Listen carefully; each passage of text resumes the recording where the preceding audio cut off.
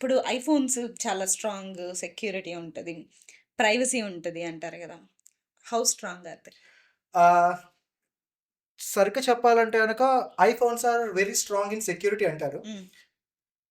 అది partially true. హ్మ్. అంటే సగం నిజం, సగం అబద్ధం. హుహు. అది ఎలా అంటే గనక ఆండ్రాయిడ్స్ ఎంత స్పీడ్‌గా అయితే హ్యాక్ అవుతాయో, ఐఓఎస్ కూడా అంతే స్పీడ్‌గా హ్యాక్ అవుతాయి. హ్మ్. అంతే ఈజీగా హ్యాక్ అవుతాయి. ఓకే. సో, ఇక్కడ విషయం ఏంటి? ఎందుకు సెక్యూర్ అన్నారు ఐఓఎస్‌ని అంటే గనక, ఇప్పుడు చూడండి ఆండ్రాయిడ్ మొబైల్ ఫోన్‌లో ప్లే స్టోర్ ఉండిద్ది. యాహ్! ప్లే స్టోర్‌లో ఎంత అన్నెసెసరీ అప్లికేషన్స్‌ని తయారు చేసి, మనం వదిలినా కూడా వాళ్ళు పెద్దగా వెరిఫికేషన్ చేయరు ప్లే స్టోర్‌లో. హుహు. ఇప్పుడు చాలా ఇప్పుడు చూడు లోన్ యాప్సే ఉన్నాయి. ఈ లోన్ యాప్స్ అన్నీ ఎక్కడి నుంచి వస్తున్నాయి? ఆండ్రాయిడ్ ప్లే స్టోర్ నుంచే వస్తున్నాయి. అవును. ఓకే. వాళ్ళు వాళ్ళ సర్టిఫికేషన్స్ ఏంటి? వాళ్ళ పాలిసీస్ ఏంటి? అసలు వాళ్ళు ఈ ఈ యాప్‌కి సంబంధించి ఈ డేటాని తీసుకోవటం సబబా? కాదా? ఆ! అన్న విషయాన్ని ఆండ్రాయిడ్ కంపెనీ వాళ్ళు వెరిఫై చేయరు. హ్మ్. ఓకే. కానీ ఆహ్, ఐఓఎస్‌కొచ్చేసరికి మీరు ఒక అప్లికేషన్‌ని మీరు వాళ్ళ స్టోర్‌లో యాప్ స్టోర్‌లో రిలీజ్ చేస్తున్నారు అంటే గనక వాళ్ళ క్రెడిబిలిటీ ఏంటని చెక్ చేస్తారు ఫస్ట్. ఓకే. ఓకే. అందుకనే ఏదైనా కానీ మనకి ఐఓఎస్‌లో ఫ్రీగా దొరకవు. హ్మ్. నీకు మంచిది క్వాలిటీ నాణ్యతమైనది ఇస్తున్నప్పుడు మీకెందుకు ఫ్రీ ఇవ్వాలి? హ్మ్.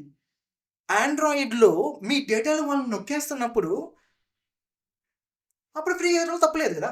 బట్ గూగుల్ ఈజ్ ఎవ్రీవేర్ గదా! ఆండ్రాయిడ్ బిలాంగ్స్ టు గూగుల్ అయినప్పుడు, వాళ్ళెందుకు ఐఓఎస్ అంత యాపిల్ ఉన్నంత సెక్యూర్‌గా చేయలేకపోతున్నారు ఈ సిస్టమ్‌కొచ్చేసరికి?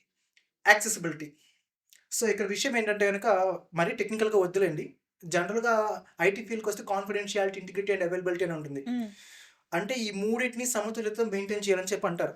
ఓకే. జనరల్‌గా చెప్పాలి అంటే గనక ఒక అప్లికేషన్ డిజైన్ చేసినప్పుడు ఈ మూడిటిని కలిపి తయారు చేయాలనుకుంటారు. హ్మ్. రక్షణ అండ్ అంతే కాకుండా సెక్యూరిటీ అండ్ ఇంటిగ్రిటీ. హ్మ్. ఇంటిగ్రిటీ అంటే తెలుసు కదా! ఒక రహస్యాన్ని వేరే వాళ్ళకి యాహ్! యాహ్! చేర్చకుండా ఉంటారు. సెక్యూరిటీ అంటే ఏంటంటే గనక ఓటీపీలు అండ్ స్కీ ఫోప్స్ ఇట్లాంటివన్నీ సెక్యూరిటీ కిందొస్తాయి. హ్మ్. మరి ఇంటిగ్రిటీ అంటే he is a man of integrity అంటారు. అంటే గనక మీకు చెప్పిన రహస్యాన్ని వేరే వాళ్ళకి చెప్పకూడదు. హ్మ్. అట్లాంటి థర్డ్ పార్టీ అప్లికేషన్స్‌ని ఐఫోన్ వాళ్ళు అలో చేయరు. హ్మ్. అంతవరకు సెక్యూర్. హ్మ్. అంతే తప్పితే హ్యాక్ అవ్వదని కాదు. అయితే ఇప్పుడు మనం ఏదన్నా అప్లికేషన్ డౌన్‌లోడ్ చేసుకున్నప్పుడు టర్మ్స్ అండ్ కండిషన్స్ తర్వాత మనం యాక్సెస్ ఇస్తాం కదా! హ్మ్. అలో కొడతాం. హ్మ్. యాక్సెస్ టు యువర్ మీడియా అని ఉంటది. హ్మ్. అలో కొడతాం. అవును. కానీ ఐఫోన్‌లో మనకు ఒక ఫీచర్ ఉంటది. హ్మ్. We can hide the photos అని. హ్మ్. అవి కూడా హైడ్ చేసుకున్న ఫోటోస్ కూడా హ్యాక్ చేయగలరా? ఎవ్రీథింగ్. ఎవ్రీథింగ్. ఐఫోనే కాదు ఏ డివైస్ అయినా కానీ. ఇప్పుడు మీరు ఆండ్రాయిడ్ తీసుకోండి, ఐఓఎస్ తీసుకోండి. చాలా మందికి అపోహ ఏముంటుందంటే గనుక ఐఓఎస్ సెక్యూర్ అనుకుంటారు నిజమే. అది ఎంతవరకు అంటే గనుక వాళ్ళ యాప్ స్టోర్ వరకు మాత్రమే. Okay. What apps are coming into our phone అన్న థట్స్ ఇట్. వరకే. హ్మ్. That's it. కానీ అంతవరకు హ్మ్. ఒక ఒక వైపు నుంచొచ్చే ప్రళయాన్ని ఆపినట్టే కదా! ఒక హ్మ్. సైడ్ హ్మ్. నుంచి. హ్మ్. హ్మ్. కానీ ఇంకో సైడ్ నుంచి ఇప్పుడు నేనేం చేస్తాను, నేను మా ఫ్రెండ్‌కి మాల్‌వేర్ లింక్ పంపిస్తాను. హ్మ్. Malware means nothing but the harmful yeah! Virus link. హ్మ్. మీకు జనరల్‌గా అర్థమవ్వడానికి వైరస్ అని చెప్పానులెండి. హ్మ్. Malware can be a malicious program. హ్మ్. సో, నేను ఒక లింక్ పంపించి ఒక ట్రస్టెడ్ పర్సన్ అయిన నేను నైట్ మనం ఫోటోస్ దిగాం కదా! ఆ ఫోటోస్ అన్ని ఈ లింక్‌లోనే ఉన్నాయి. ఓపెన్ చేయని చెప్పంట. హ్మ్. వాడు ఓపెన్ చేస్తాడు. Of course. నేనేం చేశాను, సోషల్ ఇంజినీరింగ్ చేశాను. హ్మ్. ఓకే.